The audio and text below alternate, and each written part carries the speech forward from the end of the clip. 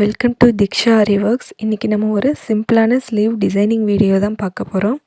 So நான் neck design போட்டிருந்தேன் இல்லையா, அதோட ஸ்லீவ் பார்ட்டு தான் இது. ஸோ நான் ஏற்கனவே ஒரு டைமண்ட் ஷேப் போட்டு இங்கே ட்ரா பண்ணி வச்சுருக்கேன். ஸோ இதில் தான் நம்ம டிசைன் பண்ண போகிறோம். அதுக்கு முன்னாடி என் சேனலை சப்ஸ்கிரைப் பண்ணாதான் சப்ஸ்கிரைப் பண்ணிக்கோங்க. மறக்காமல் ஆளுங்கிற பெல் ஐக்கானையும் கிளிக் பண்ணிக்கோங்க. வாங்க எப்படி பண்ணலாம் அப்படிங்கிறத பார்க்கலாம். ஸோ இப்போ பார்த்திங்கன்னா இந்த சென்டரில் வந்து நான் ஒரு ஸ்டோன் ஒட்ட வச்சுருக்கேன். ஒட்டிட்டு இப்போ இந்த பாக்ஸ் ஷேப்பில் வந்து சுகர் பீட் எடுத்திருக்கேன். இந்த பாக்ஸ் ஷேப் ஃபுல்லாகவுமே நம்ம சுகர் பீடு வச்சு நம்ம ஃபில் பண்ணிக்கலாம். ஸோ இப்போ இங்கேருந்து எடுத்துகிட்டு எப்பயும் போல் ரெண்டு பீடாக வச்சு அட்டாச் பண்ணிக்கிறேன். ஸோ இதுக்கு நான் எப்பயும் போல் ஸ்விங் த்ரெட்டு தான் எடுத்திருக்கேன். இந்த மாதிரி ரெண்டு பீடாக வச்சு அட்டாச் பண்ணிக்கோங்க. கரெக்டாக இந்த கார்னர் ஷேப் வரும்போது பீடு வச்சு ஸ்டிச் பண்ணிவிட்டு ஒரு ப்ளைனாக ஒரு ஸ்டிச் போட்டுக்கோங்க. போட்டுட்டு ரிவர்ஸ் எடுத்து இந்த ரெண்டு பீடுக்கும் சென்டரில் ஒரு ஸ்டிச்சை போட்டுட்டு அதுக்கப்புறமா நீங்கள் எப்பயும் போல் பீட் கொடுத்துட்டு வந்தீங்கன்னா இந்த மாதிரி உங்களுக்கு ஷேப் வந்து கரெக்டாக கிடைக்கும். ஸோ இப்போ பார்த்திங்கன்னா உங்களுக்கு தெரியும். ஸோ இந்த மாதிரி அப்போ தான் உங்களுக்கு அந்த கார்னர் ஷேப் வந்து கரெக்டாக கிடைக்கும். ஸோ அதே மாதிரி வச்சுட்டு வந்துட்டோம். ஸோ இங்கே லாஸ்ட் முடியும் போது ஒரு பீடு வந்து இப்போ எக்ஸ்ட்ரா கொடுத்தா வந்து கொஞ்சம் பெருசாக தெரியுது. ஸோ அதனால் பின்னாடி ஒரு ஸ்டிச்சு போட்டுட்டு நம்ம அங்கேருந்து ஒரு பீடு வச்சுட்டு வந்தோம்னா அதுவும் பார்த்தா இதே மாதிரி பாக்ஸ் ஷேப்பில் கரெக்டாக இருக்கும். ஸோ அந்த கார்னர் வந்து நமக்கு ஷேப் கிடைக்கும். ஸோ இதே மாதிரி ஃபுல்லாக வச்சு முடிச்சுட்டு பார்க்கலாம். ஸோ இப்போ பார்த்திங்கன்னா எல்லாத்துக்கும் நான் அதே மாதிரி வச்சு முடிச்சிட்டேன். ஸோ இப்போ இதுக்கு அடுத்து வந்து இந்த சென்டரில் வச்சுருக்கோம் இல்லையா, அதுக்கும் இதே மாதிரி நான் சுகர் பீடில் ஒரு லைன் கொடுத்துக்க போகிறேன். ஸோ இதுக்கும் அதே மாதிரி ரெண்டு பீடாக வச்சு ஸ்டிச் பண்ணிக்கலாம். ஸோ இது ஒரு சைடுக்கு உங்களுக்கு எவ்வளோ பீடு தேவைப்படுது அப்படிங்கிறத ஃபஸ்ட்டு பார்த்துக்கோங்க. வைக்கும்போதே உங்களுக்கு தெரியும். ஸோ 4 பீடா இல்லை 5 பீடு அளவுக்கு வருது அப்படின்னு பார்த்துட்டு அதே அளவு நீங்கள் 4 பக்கமும் நீங்கள் கொடுத்துட்டு வந்தீங்கன்னா உங்களுக்கு அந்த கரெக்டான இந்த பாக்ஸ் ஷேப் உங்களுக்கு கரெக்டாக கிடைக்கும்.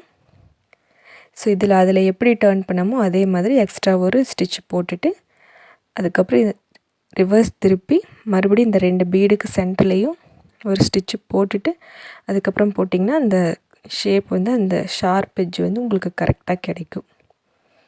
ஸோ இப்போ நான் அந்த மாதிரி தான் போடுறேன். ஸோ எப்பயும் போல் ரெண்டு பீடாக வச்சு அட்டாச் பண்ணிக்கோங்க. இந்த கார்னர் மட்டும் இந்த ஷேப் மட்டும் கரெக்டாக கொடுத்தீங்கன்னா தான் இது பார்க்க நல்லா லுக்காக இருக்கும். எக்ஸ்ட்ராவாக ஒரு ஸ்டிச்சு போட்டு 2 பீடுக்கு சென்டரில் ஒரு ஸ்டிச் அது மாதிரி போட்டுட்டு நீங்கள் போட்டிங்கன்னா அந்த ஷார்ப்னஸ் வந்து உங்களுக்கு நல்லா நீட்டாக கிடைக்கும். ஸோ இது மாதிரி ஃபுல்லாக போட்டு முடிச்சுட்டு அப்புறம் எப்படி இருக்குது அப்படின்ட்டு பார்க்கலாம்.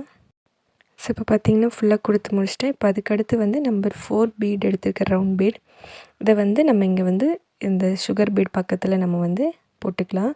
ஸோ இது எப்படி ஈஸியாக எடுக்கலாம் அப்படிங்கிறது நான் ஏற்கனவே வீடியோ போட்டிருக்கேன். ஸோ இருந்தாலும் இதுலேயும் காட்டுறேன் நான்.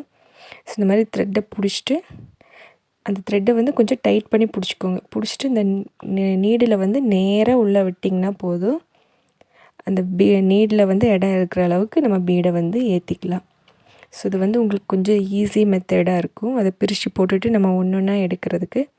ஸோ இந்த மாதிரி பண்ணிங்கன்னா கொஞ்சம் ஈஸியாக இருக்கும். இது நான் நல்லா டீட்டெயிலாக வேணும்னா தனியாக இதுக்காக ஒரு வீடியோ போட்டிருக்கேன். வேணுங்கிறவங்க செக் பண்ணிக்கோங்க. இந்த மாதிரி நம்ம பீடை எடுத்துகிட்டு மறுபடியும் எப்படி அதுலேயே லோட் பண்ணலாம், அந்த கயத்துலேயே போட்டு வைக்கலாம் அப்படிங்கிறதையும் நான் அதில் சொல்லியிருப்பேன். வேணுங்கிறவங்க செக் பண்ணிக்கோங்க. ஸோ இந்த பீடும் அதே மாதிரி நம்ம எப்பயும் போல் சிங்கிள் பீடாகவே வச்சு அட்டாச் பண்ணிக்கணும். இதுக்கும் அதே மாதிரி கார்னரில் வந்து அந்த ஷேப் வந்து கரெக்டாக கொடுக்கணும். அந்த ஷார்ப்பு வந்து நம்ம பீடு வைக்கும்போது நம்ம கரெக்டாக கொடுத்தா தான் இந்த ஷேப்புக்கு வந்து நமக்கு நல்லாயிருக்கும். ஸோ அதே மாதிரி எக்ஸ்ட்ரா ஸ்டிச் ஒன்று போட்டுட்டு இந்த லைனோட சென்டரில் வந்து அந்த 2 பீடுக்கு சென்டரில் வந்து ஒரு ஸ்டிச்சு போட்டுக்கோங்க. ஸோ இந்த மாதிரி தான் நான் எப்போவும் பீட் லோட் பண்ணுவேன். எனக்கு இது வந்து ரொம்ப ஈஸியாக இருக்குது. ஸோ இந்த மாதிரியே தான் நான் இப்போ எடுத்துக்கிறேன். ஸோ அந்த பாக்ஸ் ஷேப்பில் அந்த கார்னர் மட்டும் கரெக்டாக பார்த்துக்கோங்க. இதே மாதிரி ஒரு பீடாக வச்சு அட்டாச் பண்ணிக்கலாம். ஸோ இந்த ரவுண்ட் பீடு கொடுக்கும்போது மட்டும் நீங்கள் சிங்கிள் பீடாகவே கொடுத்தீங்கன்னா தான் வந்து ஃபினிஷிங் வந்து நல்லாயிருக்கும். ஸோ அதுக்காக ரவுண்ட் பீடு கொடுக்கும்போது எப்பவும் சிங்கிள் பீடாக வச்சு அட்டாச் பண்ணிக்கோங்க. கார்னர் ஷேப்பில் எக்ஸ்ட்ராவாக ஒரு ஸ்டிச்சு போட்டு நீங்கள் திருப்பிக்கிட்டிங்கன்னா உங்களுக்கு வந்து அந்த நீட் ஃபினிஷிங் கிடைக்கும். ஸோ இந்த பீட் ஃபுல்லாக வச்சு முடிச்சுட்டு அதை சுற்றி மறுபடியும் ஒரு லைன் சுகர் பீடு வச்சுட்டு இப்போ ஒரு லைன் ஜரிலையும் அவுட்லைன் கொடுக்க போகிறேன். ஸோ அதெல்லாம் கொடுத்து முடிச்சுட்டு அதுக்கப்புறம் இந்த சைடில் போட்ட இந்த லைன்ஸுக்கு நம்ம என்ன பண்ணலாம் அப்படிங்கிறத பார்க்கலாம். இப்போ பார்த்திங்கன்னா இந்த லைன்ஸுக்கு வந்து நான் இதுக்கும் சுகர் பீட் தான் எடுத்திருக்கேன். ஸோ இங்கேருந்து த்ரெட் எடுத்திருக்கேன் நான்.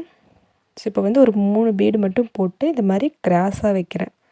வச்சுட்டு ஒரு குட்டி லாக் ஸ்டிச் ஒன்று போட்டுறேன். போட்டுட்டு மறுபடியும் அந்த த்ரெட்டை ரிவர்ஸ் இழுத்து அந்த 3 பீடு இருக்குல்ல அது சென்டர் பீடில் ஒரு ஸ்டிச்சு போட்டு மறுபடியும் ஒரு லாக் ஸ்டிச் போட்டு மறுபடியும் ஒரு 3 பீடு கொடுத்துட்டு மறுபடியும் அதே மாதிரி கிராஸாக எடுத்துக்கிறேன்.